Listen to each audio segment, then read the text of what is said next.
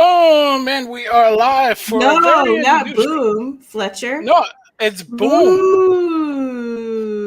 Boo. Oh, so it's mystery boo. Yeah, we're talking about Uh, oddities. You just showed us some creepy, played some creepy music, and then well, you're all like, it's, boo. it's well. So are you trying to say That's that funny. Weird. is that what it is? I guess Yeah, so. I guess that's what I'm saying. that's what you're saying. Yeah. Yeah. So we got Yay. yes, it's the new year, Not and we've quite. got Happy New Year's Eve. yes, It's Happy New New Year's Year's Eve. Eve 2024. That is true. And Yes. we got all our obligations done because tomorrow is a holy day of obligation. It So is. so basically it's It's the tonight feast of also. Our So Lady. It's the feast of Mary, Mother of God.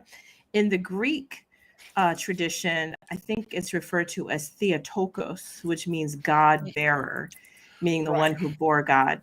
And it's an important feast because in the history of the church, it's one of the attacks on Mary's birth of Jesus that brings about people saying Jesus wasn't really God or wasn't really human, one or the other.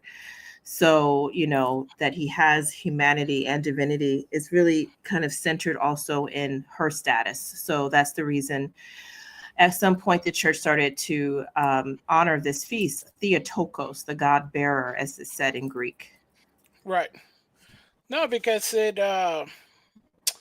it's one of those things to where you kind of feel that there is such an honor. I mean, we call her basically the Ark of the Covenant, and and so does the Word of God. So for us, it's Yeah, the new it's, ark. it's the new Yeah, the Ark, new right? ark. Yes, Yeah. in theology, you have that with it's like the new Ark and stuff. So The yeah, new we ark. just wanted to hang out with you guys for a little bit. And we thought And the end of the year is a great time to reflect upon the fact that our world is just so weird. what? Sometimes there's so many things about our experience here Sorry. as incarnated, like Jesus Christ became flesh, right? He became man. He's still fully God and also human. That's why the birth of him by a woman is important, that he's human, fully divine.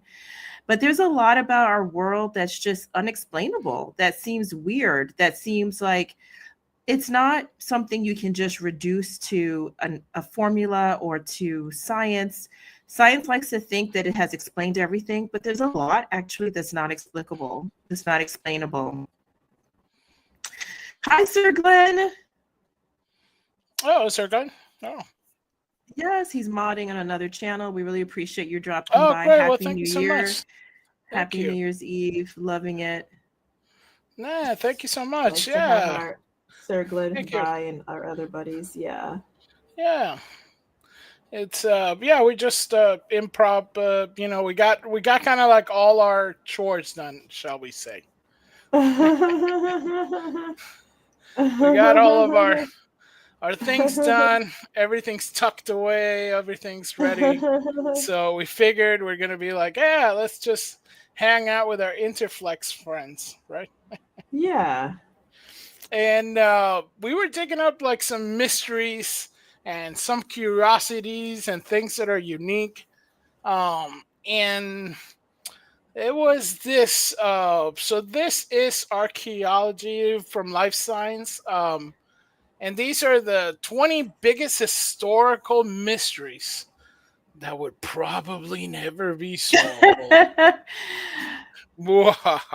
Interesting. That is interesting. Yes. All right. So this is, I guess, the first one that they have now is the. I've heard of this one. Have you? Um, yes, yes. So this is that manuscript. It's a 600 Yes. year old manuscript, and some say he just did it as the biggest troll, like right, like he's basically this is the meme of archaeology. meaning that he basically created a language, created all kinds of things and mysteries, and put on this manuscript. And everybody's trying to decipher it, still today. Yeah, that's right. I've heard of, I think, is it called the Voynich manuscript? Is Yeah. that right?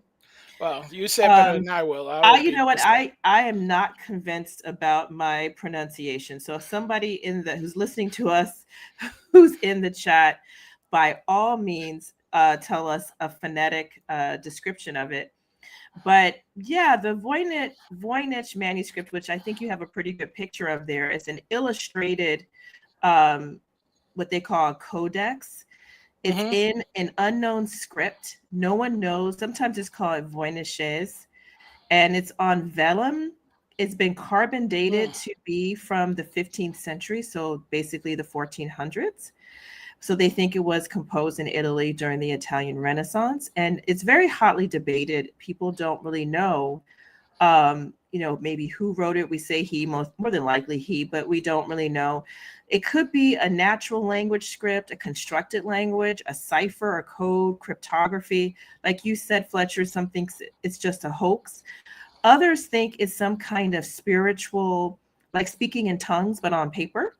Yeah, I've heard about that. Yeah, exactly. Or that it actually is a work of fiction that is actually it's it's a story.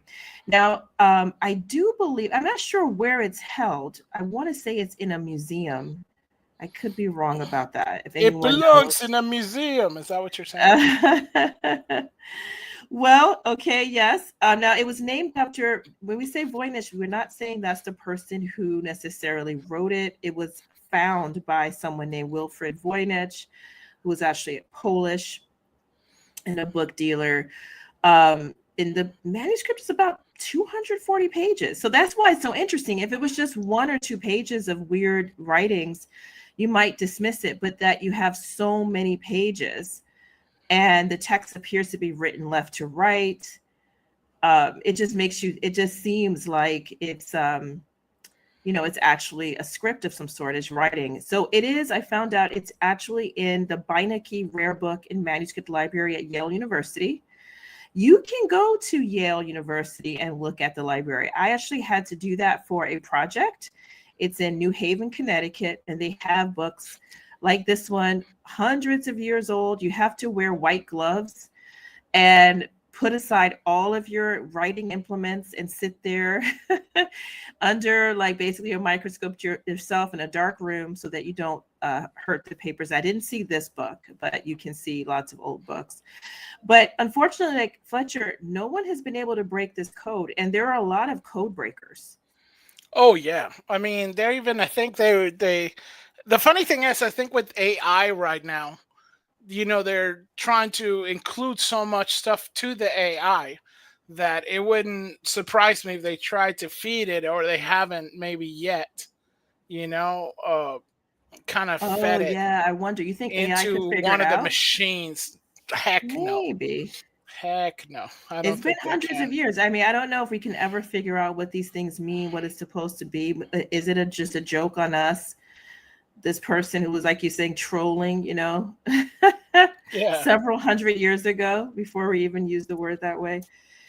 I mean, But it totally. is bothersome not knowing what it means. I mean, we've even figured out like some hieroglyphs with the Rosetta Stone. We have, you know, broken some biblical manuscripts. I mean, come on. I mean, not some, I mean, all of them.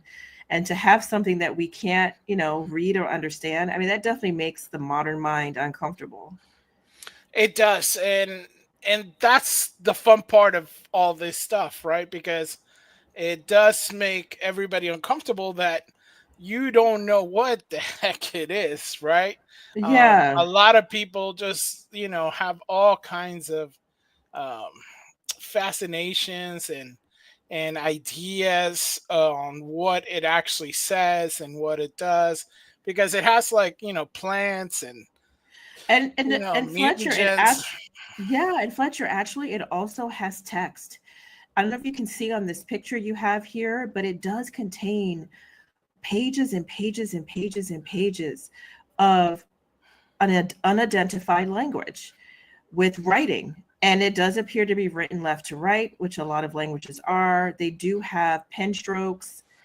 It looks like, yeah, there you go. I mean, look at this, guys. What the heck? It's so creepy. But it's written. It makes me, I'm actually starting to itch a little bit. It's like, yeah.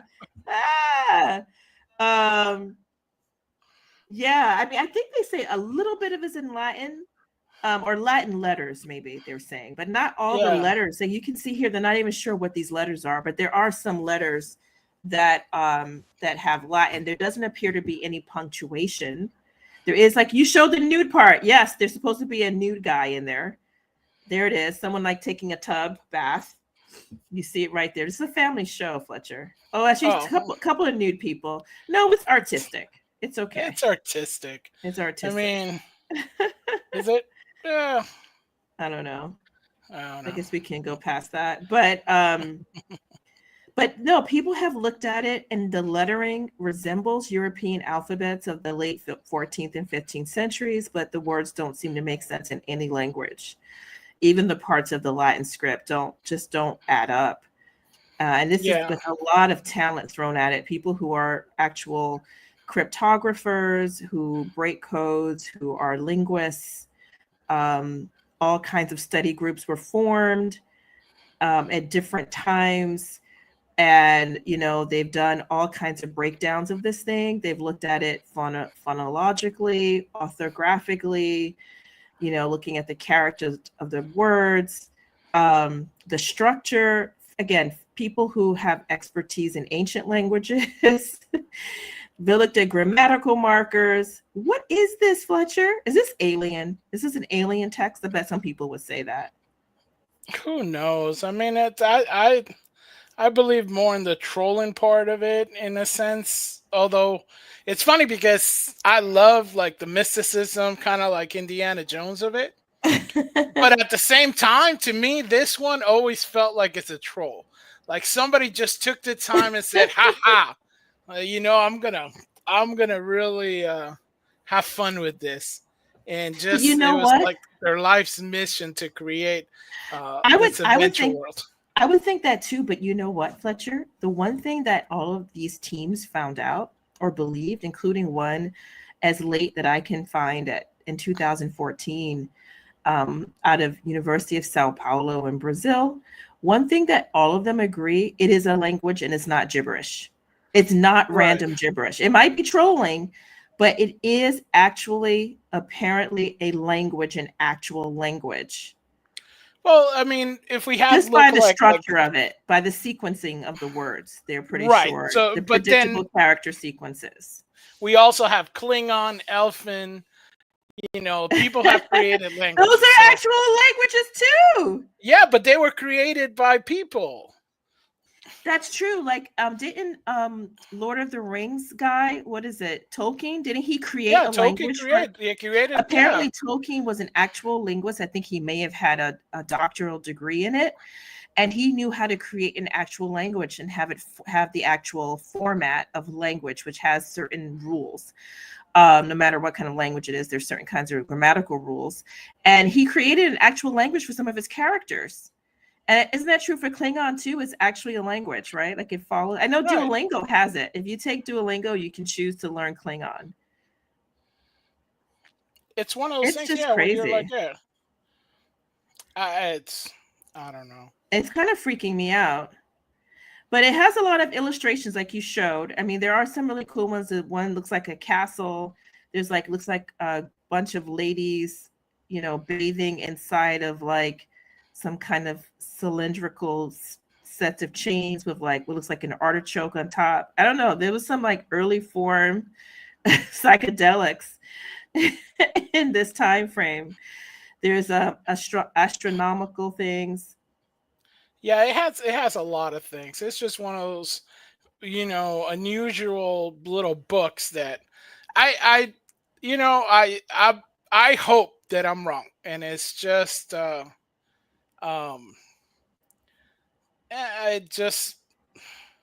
hope that I'm wrong. How about that?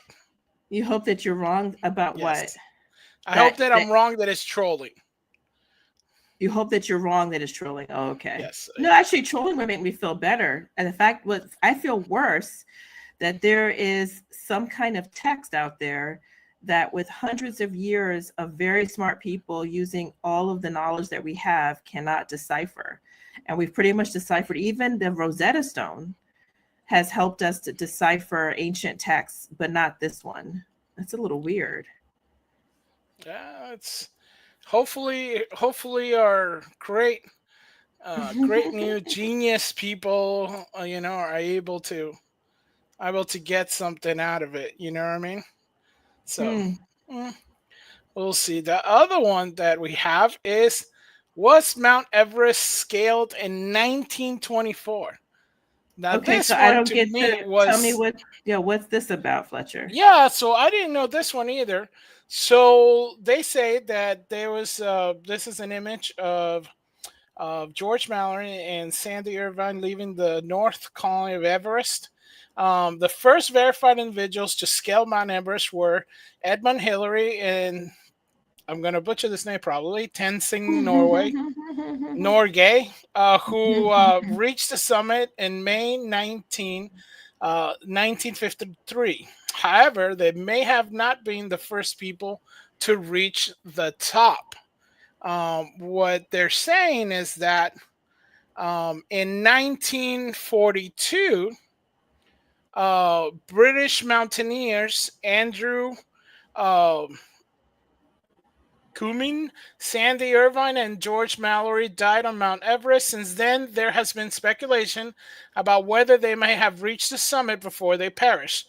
In 1999, climber Conrad Anker found Mallory's body in height almost 27,000 feet up the 29,000 foot tall mountain. In 2024, Irvin's foot, still in sock and boot, was discovered by National Geographic documentary team. A camera the two originally brought with them remains undiscovered. Sadly, it seems unlikely that we'll ever know sure whether the two reached the top before they perished. So that's kind of interesting because the mystery is, were they able to get to the top, right? Right. And did they perish coming back?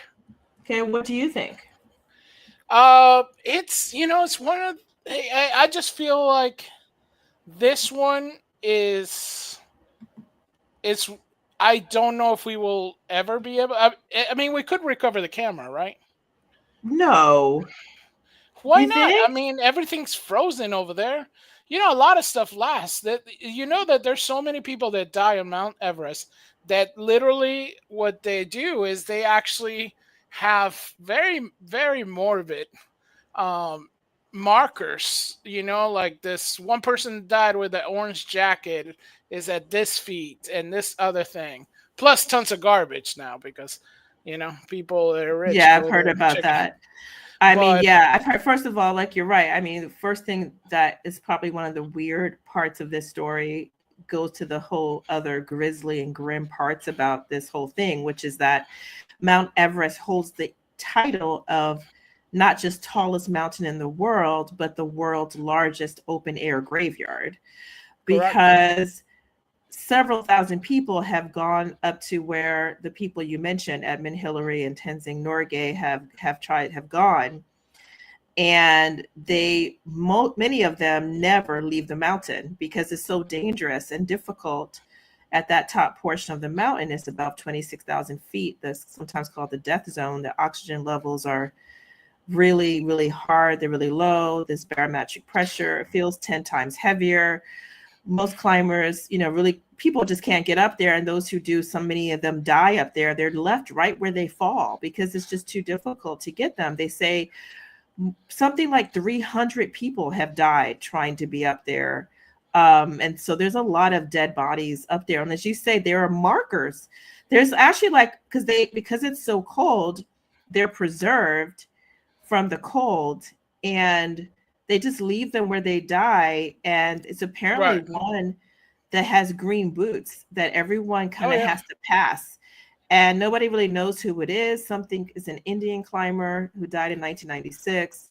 Others think they're not sure, but it's a grim landmark. He's famous for his green boots, and it's hard to miss the person lying there with green boots. It's really, really. I mean, we could show it. It's a guy looking like he's like, just sleeping because the body hasn't decomposed in that ridiculously cold weather. And you just see these, green boots as you pass by, which a lot of people have to pass by there in this like cave. Anyway, he's one of the most famous. Yeah, I mean, it does kind of.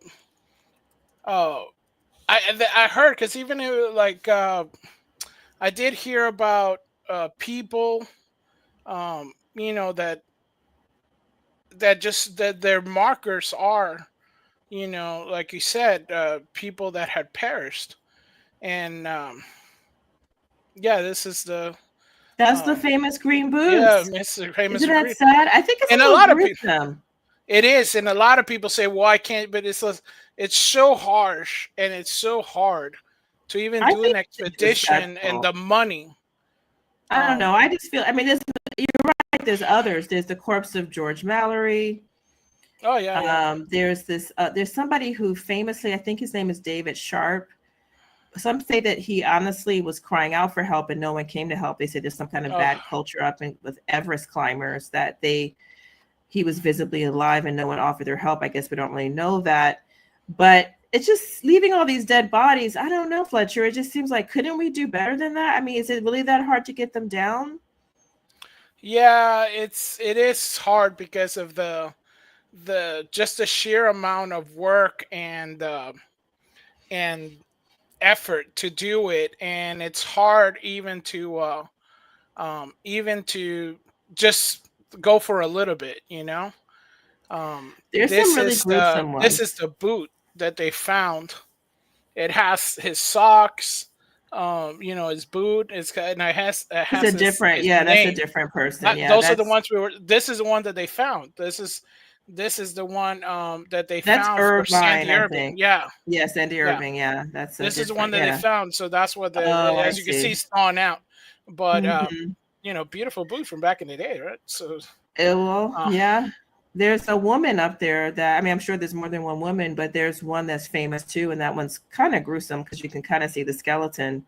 mm, Unlike the other one, the body's turned away. You just saw those green boots, and this one you just see the boots. But there's one where the eyes are open, hair is blowing, and it's like a skeleton, oh wow. kind of scary looking.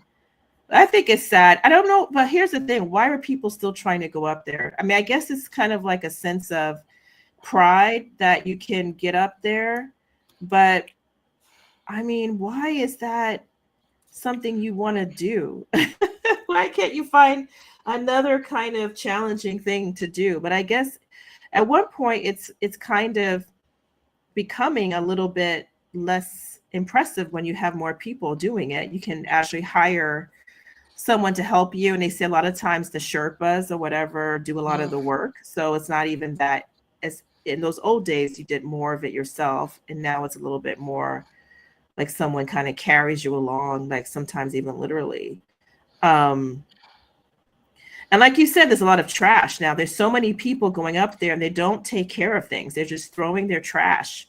They're not Yeah, disposing of it properly. They say it's really, really bad. no, it is really bad. You just gotta the logistics just to get up and down, to do anything in the mountain is just unbelievable. And I think that's what also, that's why you can't get nobody if anything happens. So I believe they have like kind of stuff to where they're trying to make it better, but who Yeah, knows? I've heard that the Nepali army has actually conducted some expeditions. They have removed some of the bodies, and they moved like 4 bodies some years ago, and they have maybe ones that were easier to get to, and tied them up and got them down the mountain. And they also cleaned literally tons of trash. Apparently they Well, yeah, collected in 2010 4,000 pounds of trash. What that's happened to these environmentalists? well, yeah, that's well, I don't know. That's the problem. But another mystery they said is what happened to the Mary Celeste.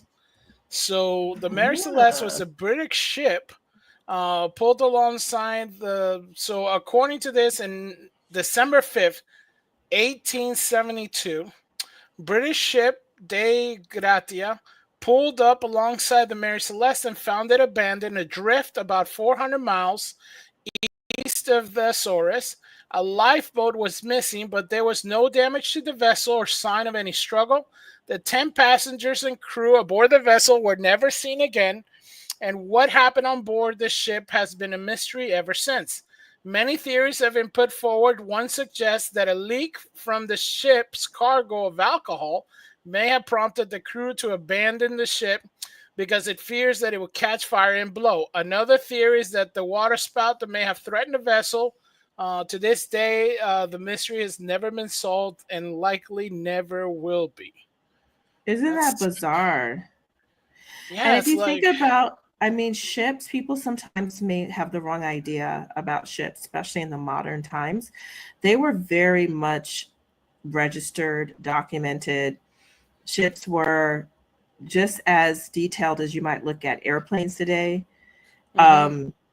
Logs were, it's still to this day, I believe, logs have to be, religiously, legally maintained. This one, the last entry in the log was like 10 days later, and when they never found the crew, the cargo of alcohol was still intact. The captain's belongings were undisturbed. The crew's belongings were undisturbed, but nobody on board was ever heard or seen from again. That's like really kind of crazy.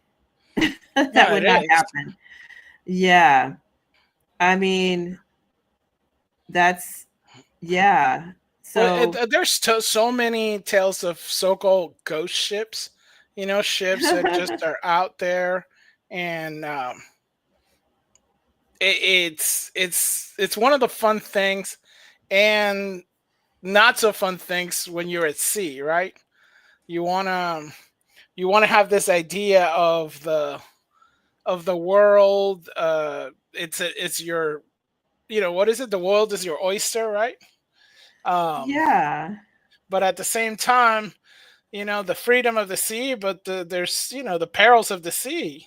Definitely the perils of the sea. Yeah. Yeah, you have so many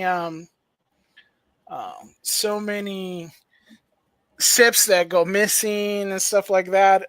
I mean, even here, like in the Midwest, there's the Great Lakes, and they're so cold that I think the ships are so well preserved. And even like kind of like in, I think Norway, they found a Viking ship that was very like the wood was intact. A lot of it was recovered because of the cold. When you have this kind of stuff, that sometimes it's preserved. So you can imagine. And as a kid, who didn't want to search for treasure or lost ship? Right? That's literally. They said there's a lot of treasure in that water.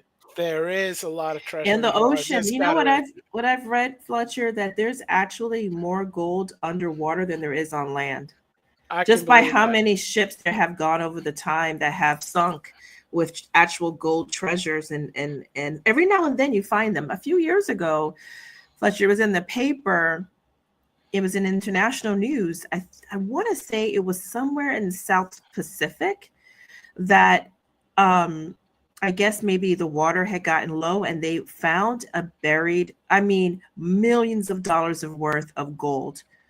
And they were trying to figure out where this ship was coming from and to whom this treasure belonged, because it was, in the international waters, but was kind of close to this one island, and another one says no. And this one says no, China. It's really from China. It was on its way there as ours. And there was some priceless, statues too, that I don't know if they were transporting or if it was just something that fell in, like some Buddhist statues, etc. Very interesting stuff. You just wonder about this, but this one, I don't know. Maybe you think they could have been trying to perpetrate a fraud or a hoax, maybe for insurance. Like there was insurance already in that time frame. Yeah, and I can see it happening in the 1800s. I guess the issue is like, so the crew weren't completely missing. Was the crew shenanigans? Did go missing. Did they have money on there? It's shenanigans. The shenanigans, Fletcher. So I guess on this one we're calling shenanigans on this one. This We're gonna might be call shenanigans. we're gonna call shenanigans on that. So That's what that's this is. official. It's Officially, official. it's official. That's The official. mystery has been solved. We're It's calling shenanigans. shenanigans. Yeah, That's what happened here. that's what happened. So They're all in on it. they're all in on it. That's what it is. This one is, where is Alexander the Great buried? Interesting. Tell us. So by the age of 32, Alexander the Great has swept across Asia, conquering the region from the Balkans to Pakistan, and ruling over the biggest empire of the ancient world. Then, in 323 BC, he died, and his empire fell like a house of cards. The ruler was felled by an illness in Babylon. Historical documents suggest that one of his generals brought his body back to Egypt 2 years later, and that his body was held in the city of Memphis while a tomb was built for him in Alexandria. However, no one knows exactly where the iconic tomb is located. Some have suggested it has sunk beneath the waves because it was built in the palace's district that is now submerged. If that's the case, it may have been destroyed by millennia of both human and natural forces. Experts previously told the magazine Life Science, even if it were to be found, there would be likely a few identifying marks providing the tomb belonged to Alexander. The ancient historians who described the building of the tomb left little physical description of it, so researchers may need to intact inscription to identify the tomb. So that is kind of interesting. It is. And, typically important people, we know where they're buried. And in this case, 100 different official expeditions have gone out to try to find where Alexander the Great has been buried, to no avail. And that's kind of bizarre. Because oftentimes with important people, it will be just like it is with us today. You know where George Washington is buried, right? I mean, where people are buried, and usually it's guarded and maintained, or at least it would go into history if something had happened. And here we just have, you have someone who had created one of the largest empires in history, stretching from Greece to northwestern India, and he was undefeated in battle, considered one of history's greatest and most successful military commanders. We don't know where he's buried. No. Where is he? You think it's one of these things kind of like Moses, where they don't want it to be found because if it does, they're going to venerate him or anything like that? I mean, I guess that could be. I mean, I don't know that he was much of a religious ruler. Right. It wasn't. So the impulse there, but even so, you would think that if that were the case, they would, keep some record so that you would know, where to find, in order to properly venerate him, to know where he was. But that didn't happen here. That didn't happen. Yeah. So it might have been maybe it was destroyed in the 4th century or something. But yeah, I mean, that's kind of a mystery to some extent, considering his military prowess and how important he was in his own day. No, completely. And there's so much, so many stories written, so many kind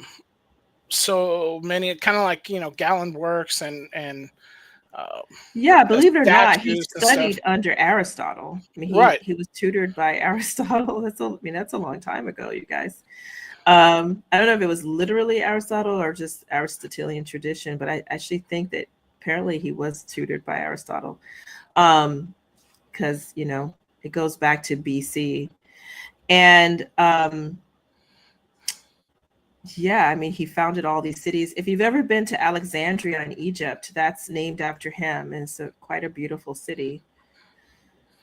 Yeah. There was a big library there too, called the Library of Alexandria. Man, imagine the if we can even get the so many stories in the Library of Alexandria that never be told. But I mean, it's supposed to be amazing. Google was trying to do that. They were trying to recreate it, but digitally, but they got slapped down by some copyright problems. But Isn't that a shame? it is a shame. It was the biggest library in the world, and then I guess it was victim to arson or something. And now we don't have it. It was kind of one of the not the natural wonders, but one of the like man-made wonders of the world, I Of think, the at world, some point. right? Yeah, that library. That was in one of the couple dozen cities that he founded. Yeah. No, it's amazing. But there we go. The next one, was there a real King Arthur? I heard Interesting. so many tales about this, and because even I heard that. Of course, there was a real King Arthur. Well, there you go. All right. All right, now we're cooking. Now this is a real New Year's style. So the story of King Arthur has been told and retold numerous times, even more than 1,000 years. Camelot, the Knights of the Round Table, the Wizard Merlin, and Sword Excalibur are famous parts in the Arthurian tales. However, if King Arthur did really exist, the reality was likely less magical. The earliest surviving accounts date to the 9th century and tell of a leader, perhaps not even a king, who fought several battles against the Saxons. Even the accuracy of this account is debatable. There are a number of sites in Britain that legends will link to King Arthur, such as Tyngale, a coastal site that was supposedly King Arthur's home. But excavations have not confirmed whether Arthur lived there or even existed. Ultimately, it seems unlikely the scholars will even know for sure whether there was a real King Arthur or whether the man was purely fictional. Huh. I So, mean, I think it's possible to be both. I think it's possible for someone to have been a real person, but have people write legends about that person. It'd be like if you have, people who really idolize President-elect Trump, who is a real person. But if a few couple thousand years from now, or hundreds of years from now, whatever it may be, people had, drawn pictures of him, wearing a Superman suit, or saying, they saw him on the moon, or, all these funny things that you say he can do, he can fly. It doesn't mean he wasn't real, but it means that, he was mythologized on top of it. I guess that's what I kind of think. I mean, there's just so many legends about it that I just have to think. There are writings about him, and yeah, you have. I battles that mean, he had supposedly fought. there's So, tapestries. There's um, yeah. I this. mean, I the mean, idea of like, was he a real person? I mean, how much fantasy do they think, medieval people got into? I mean, to make that up out of whole cloth, I don't know. It's like, no, completely. Yeah, I mean, there's a lot of stuff in here. I mean, So I don't know. I mean, he is a folk hero. He's supposedly a king of Britain. I think there's a lot of Welsh sources that talk about him. yes, I that is think what might true. be interesting to know, I mean, for people who are interested in this, would maybe be to study the way that history and literature is written in Wales, because a lot of times his name appears in early Welsh poetic sources. So see, like, is there such a thing as Welsh mythology where they make up something like this and just go on too much with it? Or is it that they do maybe mythologize, great warriors, and it's real, but it's like maybe embellished a little bit? Could that be? You know what I'm saying? No, It'd be interesting completely. to know the Welsh culture. Hello, Lady Jen. Hey, happy New Year! Thank you so much. Thank you. Yeah, that is a beautiful tapestry. That supposedly it's from the 1400s. It's called King Arthur. Detail from the Nine Heroes tapestry is in the Metropolitan Museum of Art.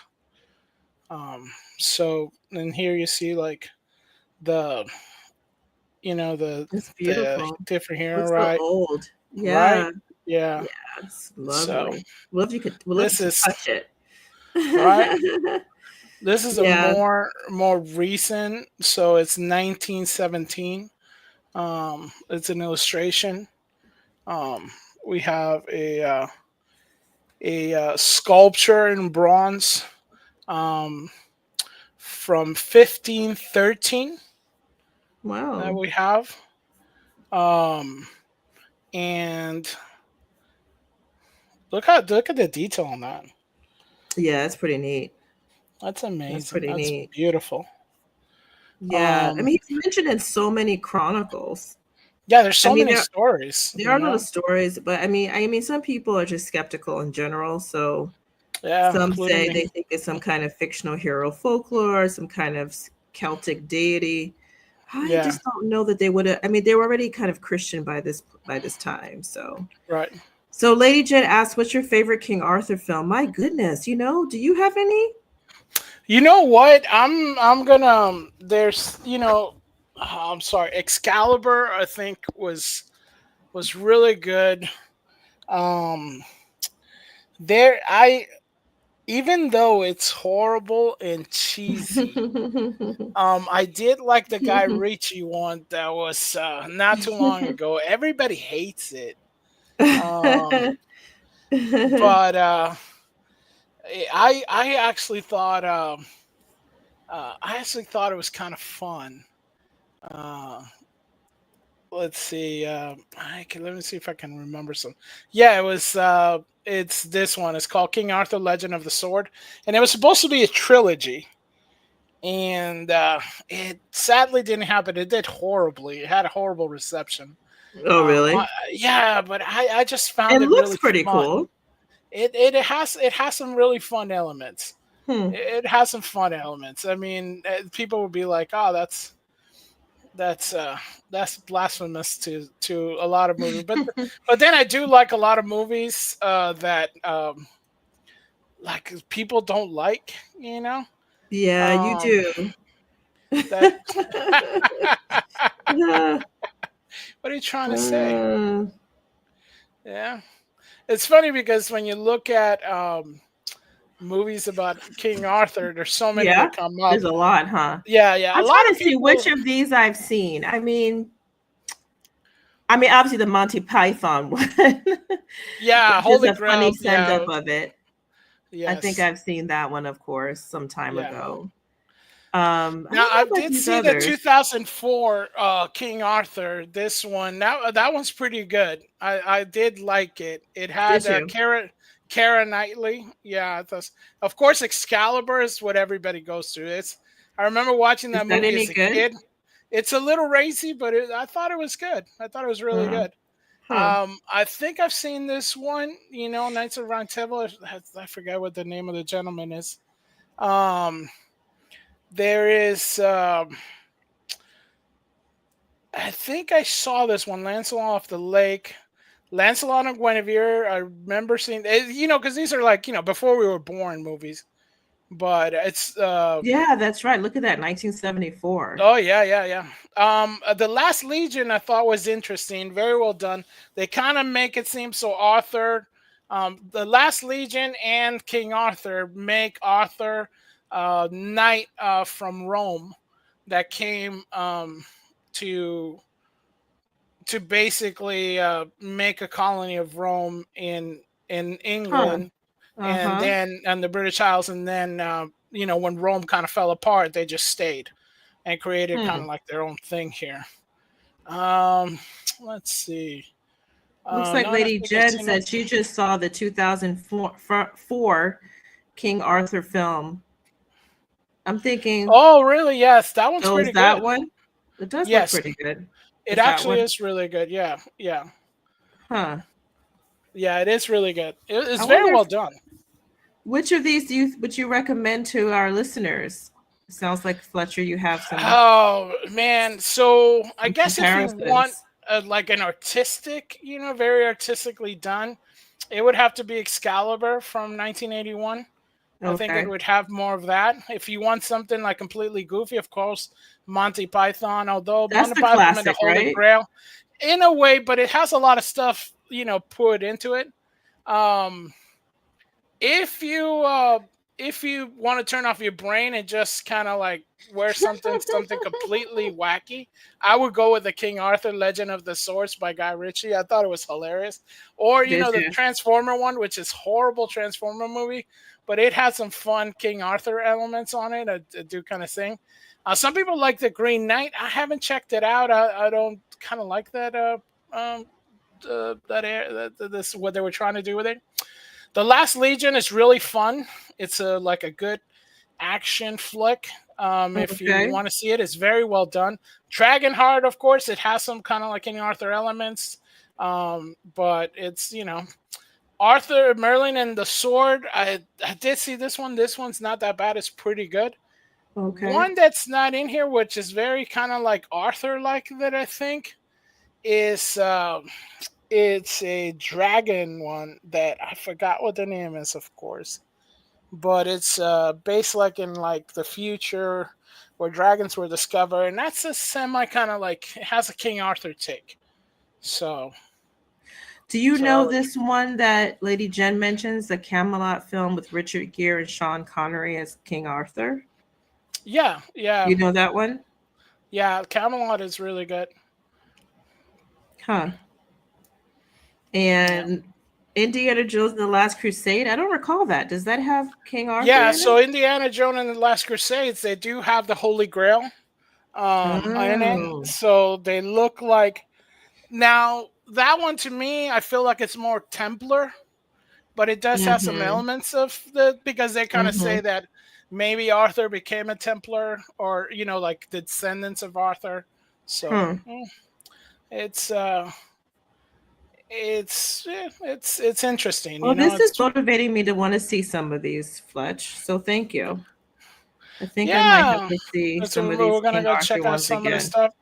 and make up our I mind about whether he really existed. I think he existed. I really do. I think that there's a lot of evidence. If you look at what people have said, there's a lot of evidence out there. I mean, maybe nothing definitive for someone who's truly a skeptic, but right. I think there's enough, breadcrumbs out there. You can see this was probably a real person. And you can definitely see there's many films. So we're still telling stories about this person. No, yeah, completely. I mean, I think um it's one of those uh mysteries that we wanna kind of solve, right? We want to Yeah. say, hey, this I really hope that this is real. I really Oh, hope that I feel because confident it's real. because you're Something kind of people don't realize, I think this is something to me, it's a little bit of a prejudice of modern man. But in the past, people were actually really good about oral histories. I mean, today, if you tell somebody it's not in writing and it's just what someone said, they think it's like a game of telephone that, right, oh, well, you don't have it right. You just heard it. But if you think about oral cultures that did not have writing or it wasn't a widespread part of the culture, they are really good about keeping stories intact. Like you can actually listen to them tell the same story over and over again with the exact details, dates, times, people's names. And some of those cultures, like for example, in a lot of Middle Eastern cultures, well, where Arabic people are, crescent moon people are, I don't want to say names that, this platform don't like us to say, even though it's with all due respect, many times they memorize the Quran word by word. right, So there's actual schools where people do. It's like they have an oral culture. They remember, they learn it by heart. And so the idea that, unless it's written a certain way, it can't be true. To me, that's more of a modern take on things.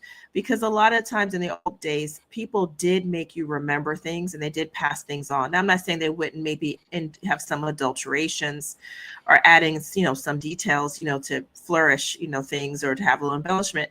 But the idea that like the whole thing would be a legend, I don't know. I mean, it seems like this guy was a ruler and some kind of British king. yeah, and it has very specific details that it goes through all the history. So, Yeah. like, yeah, I think like Jim, like Yeah. some I like mean, Greek mythology where it he does was have for real. He was there. yeah. There's some people that do think that a lot of the Greek mythology kind of exaggerated certain things, but at the same time had some parts in in truth, like there was actual Mm-hmm. places that they were talking about, kind of like stuff like Atlantis and stuff like that. So yeah, it's interesting. So you did we did see this, and we were trying to share with you guys because we thought it was interesting. This is one of those things that your family members always send to you and stuff. Um, Only and my family members. that is true. That is true. This one is on Ursula's side. I don't know if there's music to this, but let's see. Science cannot explain. Number 1. Fly Ranch Geyser. All right, have you ever heard of this fly? I have heard of it. I have heard of it. I'm trying to think if I've seen it in real life, or did I just imagine it? Like, did I dream it? Like Did you're I dreaming dream it? Or was I really there? Sometimes you can't tell today with the Interflex. with yeah. Did you Look see it how or did you beautiful not? and grotesque that is. And that's a real It place, does Mo. That's really not AI. grotesque, That's doesn't for it? real. No. Right, and the colors are so because part of it you make it feels like it's some kind of grotesque, kind of like new age um installation in a sense because the colors are so vivid, right? It's not like pastels or anything. Um these are like vibrant colors. Mm-hmm. The Fly Ranch Geyser, located in the Nevada desert, resembles a surreal and alien landscape and is thought to be an otherworldly place. Discovered in 1916, this amazing geyser is about 5 feet high and 12 feet wide. That's genius, isn't it? I mean, That is, yeah. It's amazing. it's just crazy. And it's in Nevada here, so it's like that's even because it would be one of those things that where we would want to see. It's in Garland, Nevada, I guess. Yeah, I mean, the thing is, it would seem like it's only something you would find in like a foreign, not in the United Like a States, right? world, It like just yeah, feels it's like like, yeah, right, yeah, it wouldn't seem like, a geothermal geyser would be found in, the state of Nevada in the United States. And, actually, I guess it looks like, actually erupt, right? I mean, it's an actual yeah. geyser. So I guess it's like a So, geyser. It does look less freaky when you go to the actual site. But as you can see, it's right there. It does look like it's in Nevada marshlands, so obviously it has to be protected somehow. And Nevada, it's a very interesting place. It has a lot of extremes. And this one was one that I had no clue about, which is funny. It's like we're in Nevada and we don't know nothing about this geyser. well, the thing about this geyser actually is, first of all, it's near this kind of weird ritual concert that takes place every year called the Burning Man. So Yeah, apparently, some people are going out there now from the Burning Man. I would not recommend you go there if they keep having no, problems. But apparently, this actually, there's the source is a very deep pool of hot rock where tectonic rifting and faulting are common. It was first formed in, they believe, in 1916 when a well was drilled seeking irrigation water.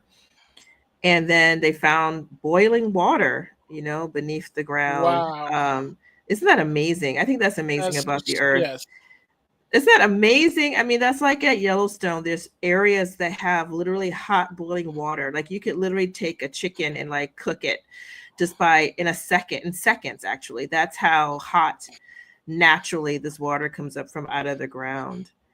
They it's say the just water crazy. of this geyser can reach 200 degrees Fahrenheit, which is, pretty hot. I think that's hotter than what you cook with. No, If you yeah, probably it's cook, Lady yeah, Justin. That's dangerous. it's That's really yeah. dangerous. But Because it even has, like when we went to Yellowstone, remember that yeah, somebody fell into one of these geysers. Yes, that's a Yes, nightmare. Lady Chester. Yeah, some people could Yes, follow. I'm Yes, so afraid of right. that. I mean, I'd want to stay the heck away from it. I think Yellowstone's too dangerous to visit. You guys, I don't go there. I don't think people should. I don't think it should be open to the public. There's so many things there that can kill you. I think it's one of the scariest places on the planet. Yellowstone is not worth it. Don't go there. It's beautiful, but you can see nice pictures of it. I'm sure there's great virtual videos. Do not All go right. there. It's a lot of this kind of thing. There's things you It's can a fall trap. into and die. People have fallen and died, and they can't. Just like with Mount Everest, we talked about those bodies being frozen and still Right. up there in ghoulish, grim poses as markers for new people climbing up. These people who've died in Yellowstone, sometimes they're not retrievable. Like, I think the poor person who fell into one of those geysers there, like, it's like super hot, hot, hot. I think he Yeah. What are may. you gonna do? You're not gonna jump in and get Yeah, him. no one can go in there after you. And I think that person was eaten up. Actually, their body is Oh probably my gone. That fell. gosh. But then you remember also there's an area of Yellowstone, believe it or not, in the same park that the water is so cold. It's like beyond freezing. Remember, like that other part of Yeah. the Yeah. I park? remember. Like, And yeah, the people lake. have had they've taken little boats out and stuff, and they've capsized, and the bodies are frozen underneath the water. They're in the same park. Somebody burns to death, and someone's frozen to death. Are you kidding me, guys? Stay away from Yellowstone. That Yellowstone is is a very beautiful. Do not listen to Ursula. stay away. Ursula's telling you the truth. Stay away from And Yellowstone. striking bright yellow, green, and red colors, while the terraces of mineral deposits create an alien like landscape. But I think it's funny because when you see it here, obviously it's definitely drone footage, and you get really close up to where, over there you see it from the actual site. You see it kind of like from afar, but when you're seeing like really up close, so you can see here. I guess this is the walkway area, And which you is think like, that you why are would you safe even need to have a walking on walkway area? some little walkway like that where you could easily like trip and Yeah, fall to beside your a death? live volcano, You basically. gotta be kidding me. Americans are crazy. Don't start with the whole white people. This is what white Lady people do. Jen has, they should call it, don't they call it Rainbow Bridge or something on Everest for the dead? Yeah. Yeah, Oh, yeah, it's yeah. just, Maybe that's Everest. Yeah. Thank yeah. you, Lady Jen. Stay with Queen Ursula. Stay away from these places. These places are too wild. I'll take my chances on the subway in New York. Oh my Uh, gosh, there was some bad stuff in the. We'll cover that. We'll cover that on Thursday. But we'll there cover was that some on our news show, more Birds on stuff. the Yeah. The Wire. temperature of the water coming out of it exceeds 93 degrees Celsius, which Wow. is a stunning sight in the background of the desert. Scientists have been studying this remarkable sight for years, but mysteriously, everything about See this? So there's the walkway that you can like go and check it out. the But you can hurt existence of the yourself. geyser's discovery is unknown. Well, it's a little geyser. That So doesn't make this sense. is the Mary. one that you were telling me about. This is Number 2. this is in Medina, and this is where the water kind of goes uphill or something like that, right? Yeah. So Yeah. this is this I've heard like briefly about, but I don't. 2. Wadi Ejin, Medina. Located about 30 kilometers northwest of Medina, Saudi Arabia, Wadi Ejin is a place shrouded in wonder and mystery. This place has intrigued people from all over the world because of its strange phenomenon, where vehicles start moving on their own without the So this is kind of one of those X-File things where you kind of go do, which is funny because how come we don't have no Arabic X-Files? Right? I mean, wouldn't that be good? It is really, really weird. So it's an anti-gravity hill. It's in Wow. Saudi Arabia. So Medina is a province in Saudi Arabia. And some say it's an optical illusion, but when you leave vehicles out of gear, they appear to roll uphill.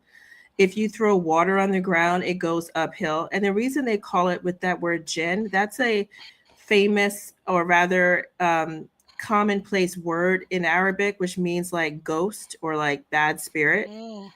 And so they're naming it after the jinns. So they're like supposedly like little demons or something that do stuff. But Like a gin, I right? mean, the official story is that there is no spiritual presence in the valley. That's what the Saudi Arabian government would like you to know, that there is no shape-shifting supernatural creatures happening up there, that these But are this is pre-Islamic or Arabic folklores, and they don't believe in that stuff anymore. But you do see a lot of weird things, yes. so this is literally ghost riding your whip.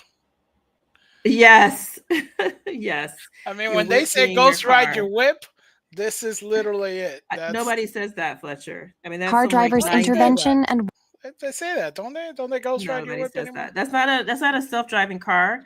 That's just the weird place this thing is. Yeah, because it's on drive, right? Yeah. water bottles, or other liquids lying on the road flow upwards instead of downwards. Locals attribute the presence of jinn, supernatural beings, to Islamic folklore. But scientists are yet to provide any scientific explanation. I love when they clip to the scientists. It's just like random people. They're just there all day and night trying to They figure just out there these all day stupid night things. trying to figure out, like, yeah, what do we do with this gin, son? For these phenomena. Number 3. All right, so this was Mystery Spot. What is that? Mystery I mean, Spot. I'm gonna go and say Ignace. Ignace. All What right, do you we'll think? see. All right, let's see. Someone in the chat tell Mystery us. spot Ignace. Well, I think this is his AI reading this, so Well, it might be I don't know if right. I don't know if we're gonna trust this one, but Mystery Spot is a mysterious tourist attraction in St. Ignace, Michigan, that place that defies the formula of physics and gravity that have baffled scientists alike. Some of the activities in this weird place include standing on walls, leaning at impossible angles, growing and shrinking, and balancing objects on unusual surfaces. Here, visitors can experience various optical illusions and physical phenomena that defy logic and common sense. that is weird. It is really weird. Isn't it? I think it deserves having that young lady tell us it's weird. Is that does it warrant that? Okay, so I think it this warrants one's that. official. This one's official. Weird. Yeah. Thank you. That one it is official, yeah. No, this one's really official. So it says that gravity kind of doesn't exist here, or it does strange things. Really, you've seen them, that there's some weird physical sensations people get. They feel queasy and lightheaded if they stay too long there. It's just really wild. I think it's named after Saint Ignatius. Not 100% sure, but they sometimes call it the Saint Ignace Mystery Spot. And as you saw with the video, people can stand at like weird angles that you're not able to stand in because normally you can't do that.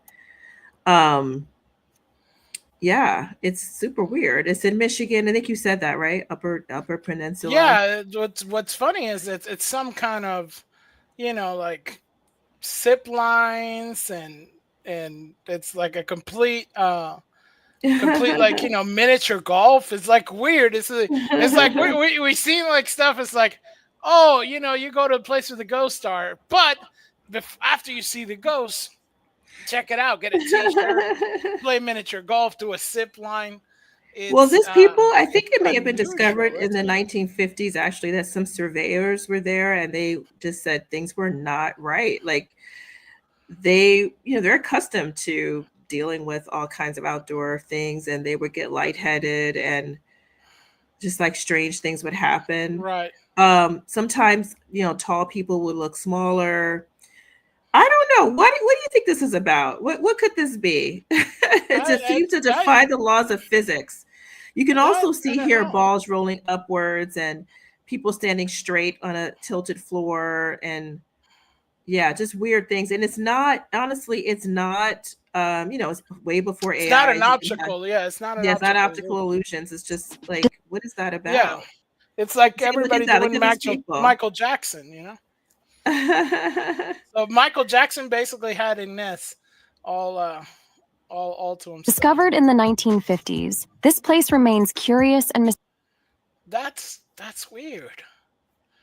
I guess Yeah, they have it's an guided tours, enigma.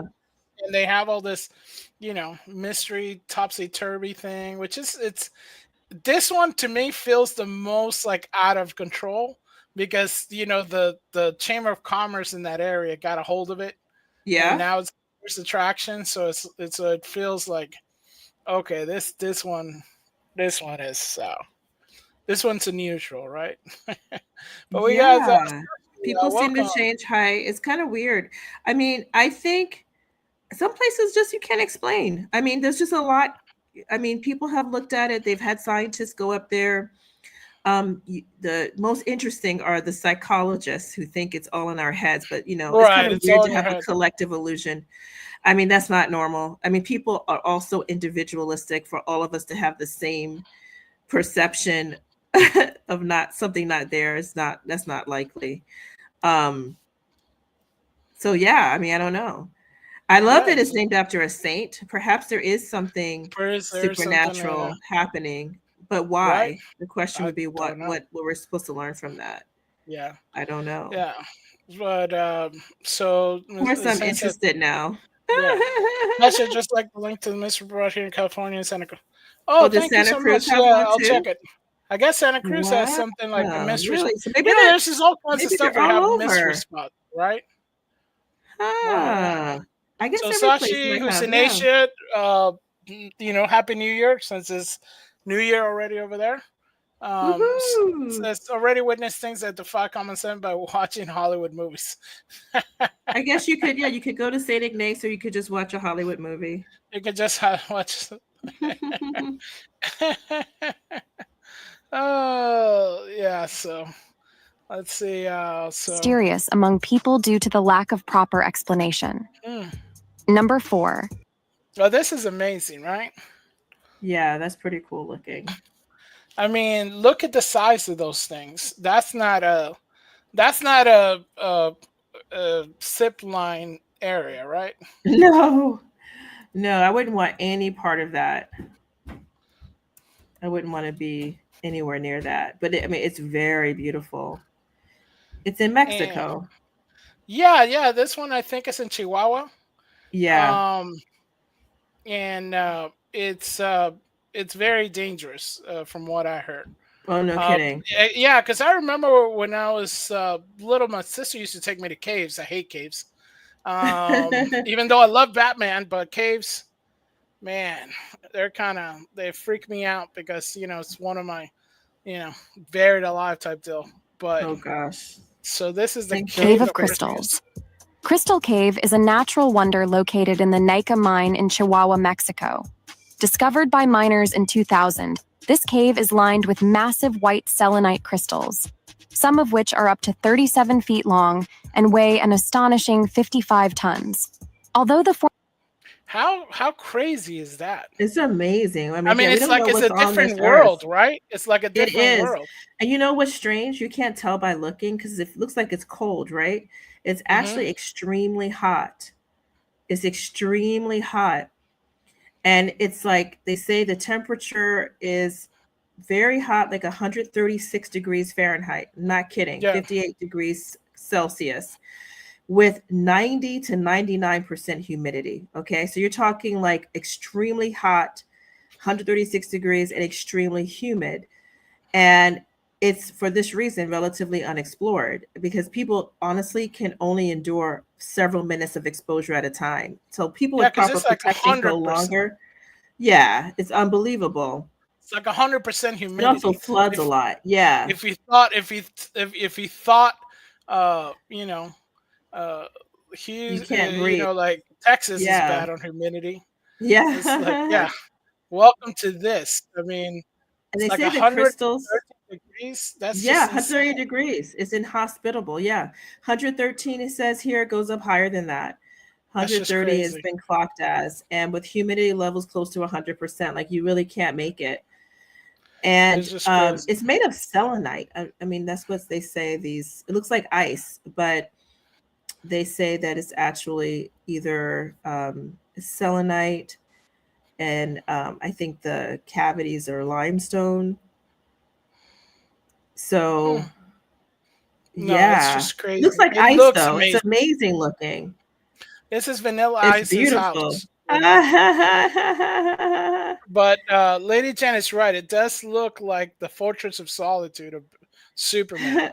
With like giant crystals. In order to That's go just in there, people have had to don these like refrigerated suits. So they well. do like That's a what cold you see them. breathing They have suit. like this. Yeah. Yeah, they have these suits in there. It's And just crazy. they have backpacks. You see his little backpack? They have Yeah, cold water and ice in there that's just crazy. to help them get through. It's that hot, you guys. Yeah, It doesn't look hot. It looks the Mexico has some opposite of hot. crazy places. It's a crazy place on this earth.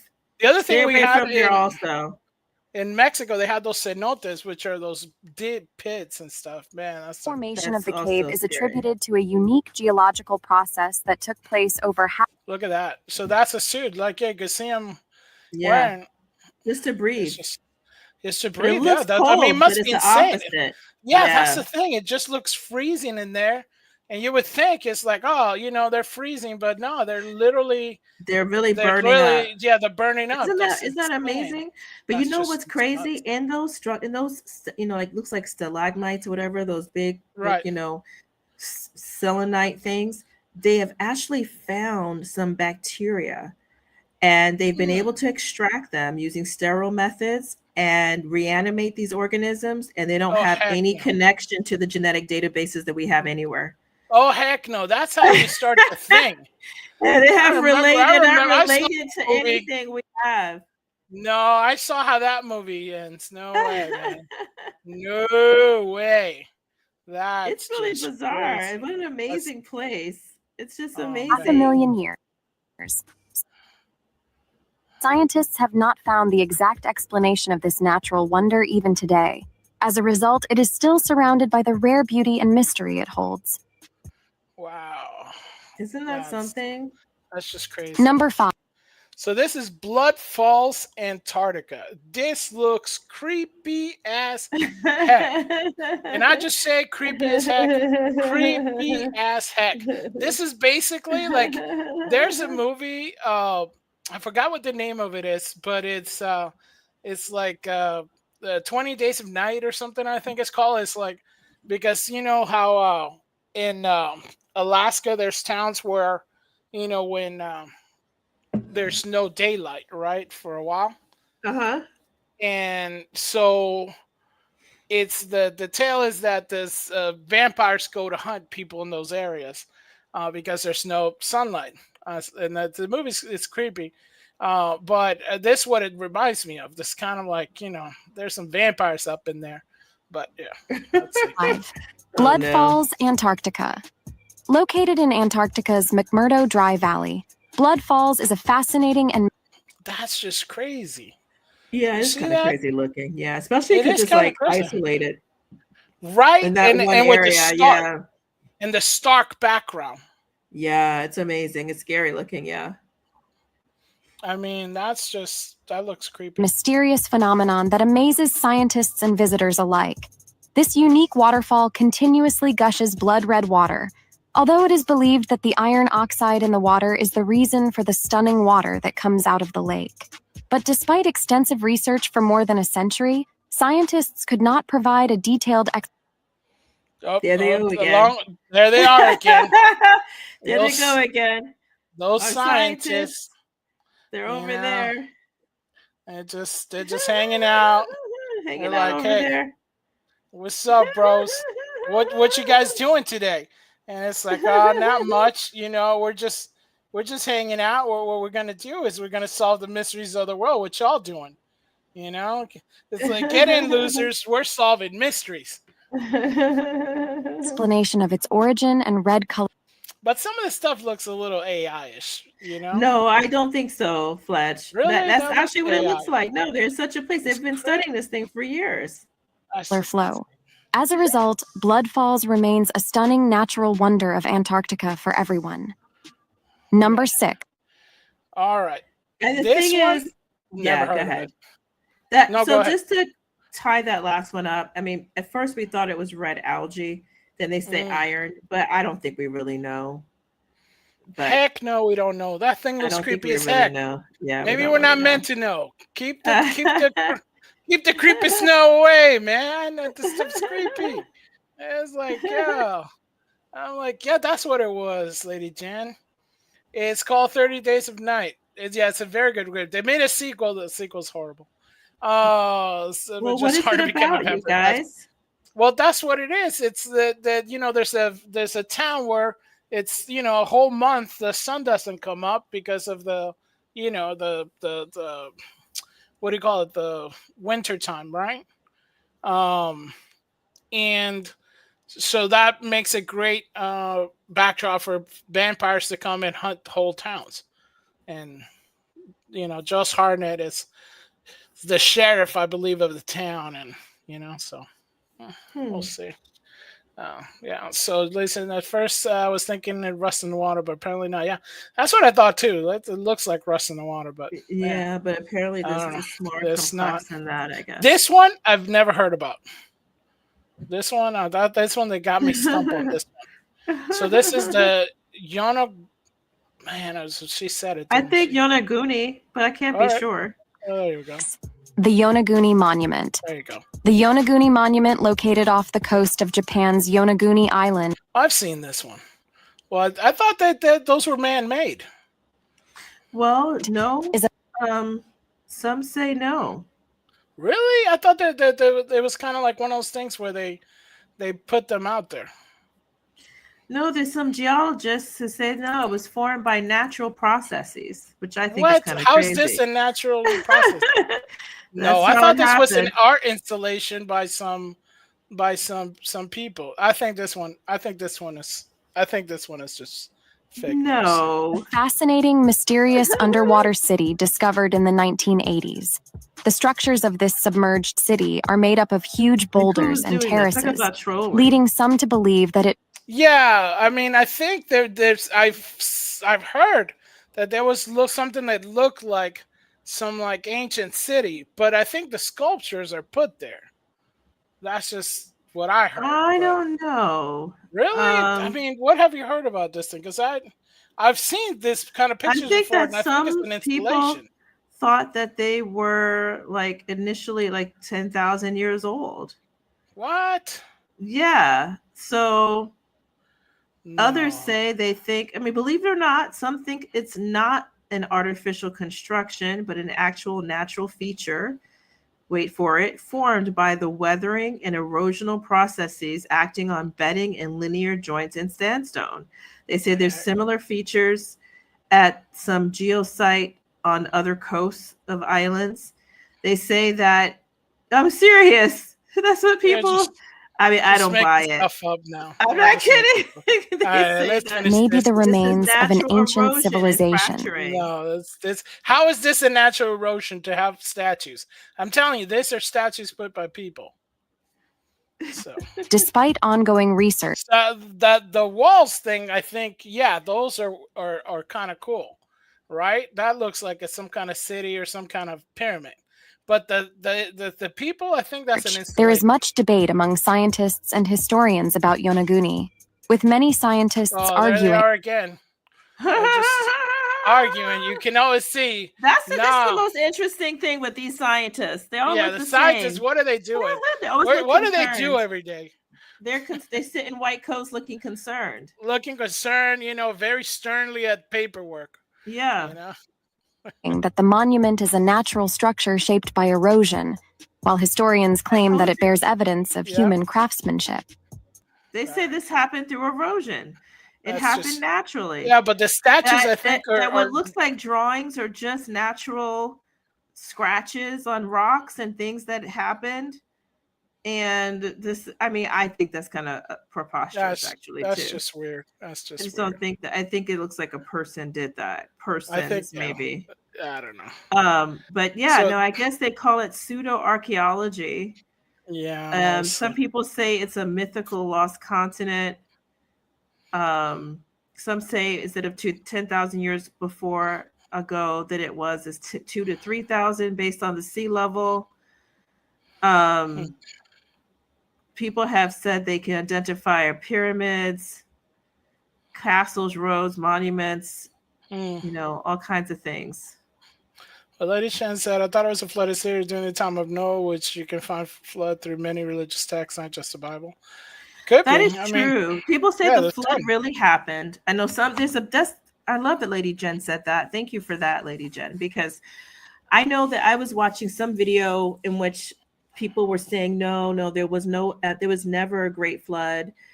But then others say, yeah, there was. It just wasn't maybe worldwide. It was well enough known that, if it's in your area, you're going to say it's a worldwide flood, even if you don't know the entirety of the world, and that there were times. So I guess it's hard to know with prehistoric times. And I agree with Lady Jen. I think there's a lot of places that talk about flooded cities, and many texts that have it, the Bible included. So maybe that is something. As a child, I was extremely obsessed with Atlantis. Me too. It's like what child wasn't, right? I was obsessed with the underwater cities. Where is it still? I thought they were still under there. Just like you know in the what? movie. Maybe next one we'll do just the whole thing on Atlantis, because there's so much for that. Because but this is the I last have a little one book on it. Yes, we gotta do a countdown. Number 7. Right now, we're itching in. The Devil's Kettle Falls. Devil's Kettle Falls in Minnesota is one of the world's many unsolved mysteries that have puzzled scientists. Oh, there they are again. Oh, look at this. They're just bustling away. They're everywhere. And you know what? You notice there's always one black guy with them. Yeah. It's like required. It's like they've got in there. Yeah. Curtis, what do you think? You can't do science without one of us. Can't do art. That's right. We're invented. Get it right. For decades. This waterfall is divided into 2 parts. One water stream flows into the Brule River, and the other disappears without a trace in a deep hole. For years, despite extensive research, there's more of us there. Oh, you know. I don't know what looking into the microscope is going to get from the waterfalls. Scientists have failed to figure out where so much water goes. Although some scientists have hypothesized that water returns to the ring form from below, there is no conclusive evidence for this, which is why Devil's Kettle Falls still remains a curious mystery. All right.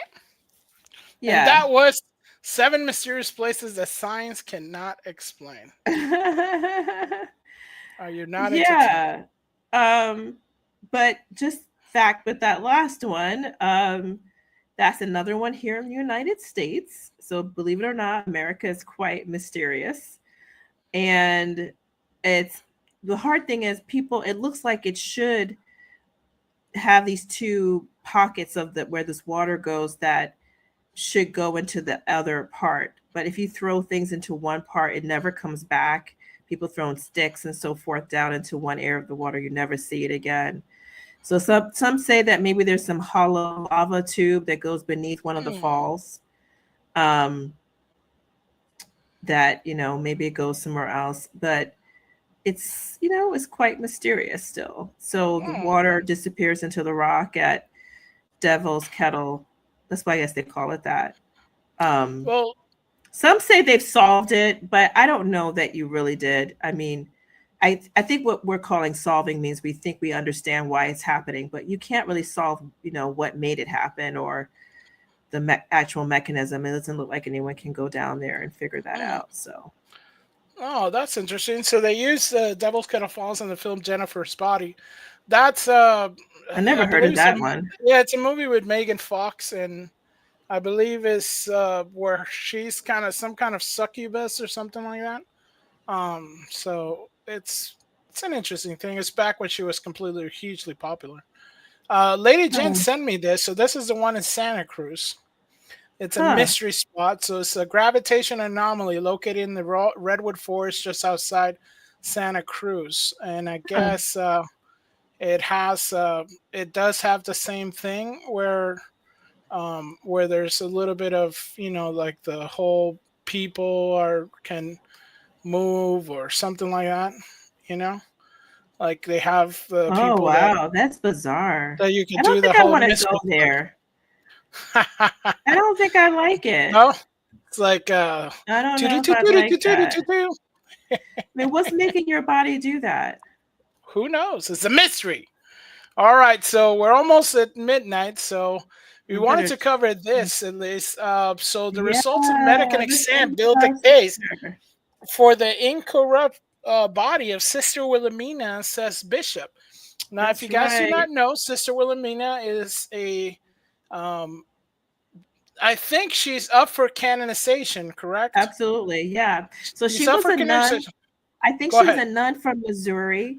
Um, and I'm not sure if that's where she was born, but she had become a nun, a holy nun, and had joined these sisters, and in the Abbey of Our Lady, which is outside Gower, Missouri.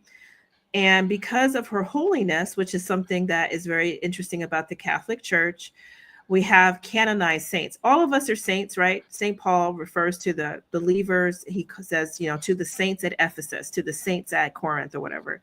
So Right. everyone is called to be holy. It means, holy, set apart. But some are especially big role models, right? They really do mimic the life of Christ in a very unique way.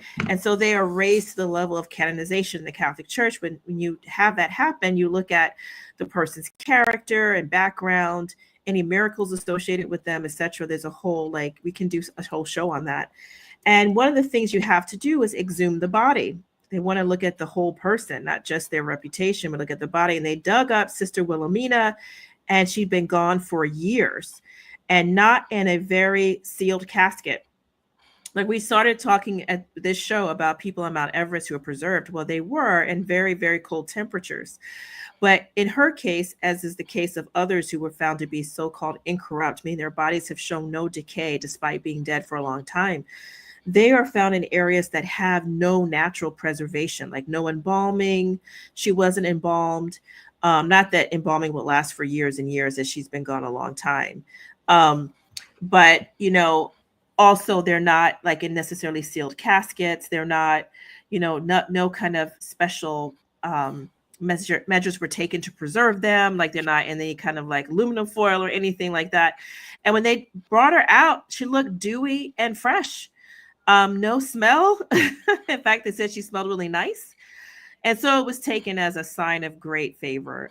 We've seen this in the Catholic Church many, many times. People who've been exhumed and they had a reputation of holiness who actually looked like they were sleeping. I saw one. If you ever go to France, go take the train from Paris to Nevers. You'll see there St. Bernadette, who's been dead over 100 years. And she looks like she's sleeping. It's her body right there. She was incorrupt when they dug her up as well. Just so you know, you do become skeletonized pretty quickly, especially again, if Right. no Especially if you're not special in. memory, Yeah. nothing's been taken to mummify you. These are not mummified bodies, mind you. They're not in like a Right. dry area, Yeah. It's not a dry wrapped up. area. She There was was just put no. out. Yeah. Yeah.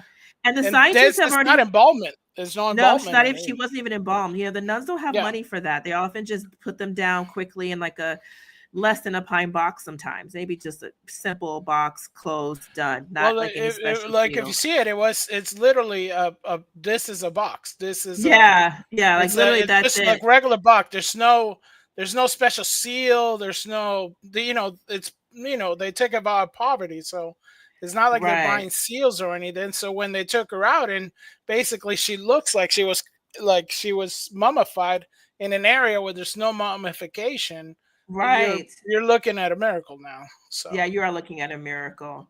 Um, and yeah, so she was very holy. A lot of people went there to pray at her body to seek her intercession. We believe she's in heaven and very close to God. The scientists were brought in, as the church often does, and they have confirmed, yes, this is unexplainable, that she should have decomposed. And she showed apparently no decomposition, zero. Trust that's me, just like a amazing. few minutes after you're gone, you're going to start showing some decomposition. But Wow. that didn't happen with Sister Wilhelmina. So Sister Wilhelmina, please pray for us. I think we can, do we do a countdown? How many minutes? We're Happy New Year. Happy Here New we Year! are. Woohoo! Ding, ding. It's midnight, at least on Central Time. Yeah. Happy New Year, everybody. Thank you for joining us. Yeah, for thank the you for weird so and much odd for things hanging of out. our world. Right. Hallelujah. Thank you for another year, God. We're very grateful for life. Amen. And for hope and for the cross of Jesus Christ that has saved us. And we have good reason to continue forward. Amen. It's going to get better, you all. It's going to get better. It's going to get way better. As Lady Jen says, I have so much respect for nuns. Yeah, we do. We support a bunch of nun causes. So, uh, if you check out like before, we do have some nuns we give to, and maybe next one will be another nunnery. So yeah, maybe we will. Yeah. Right now, we're pushing people to please, if you have money, give to LifeSite News. Yeah. They do publish a lot of stories that are often ignored by the mainstream media, especially involving the deletion of the unborn and also euthanasia, many other things that are going on. And they also have other kinds of news. I think they're a good source. Happy New Year, everybody. Happy New Year. Yes, and thank you so much. We'll be back like the Terminator. We'll be back, not like the Terminator. All right. Love you. All right. Bye. Ave Maria, Maria, rogai por nós, Santa Mãe de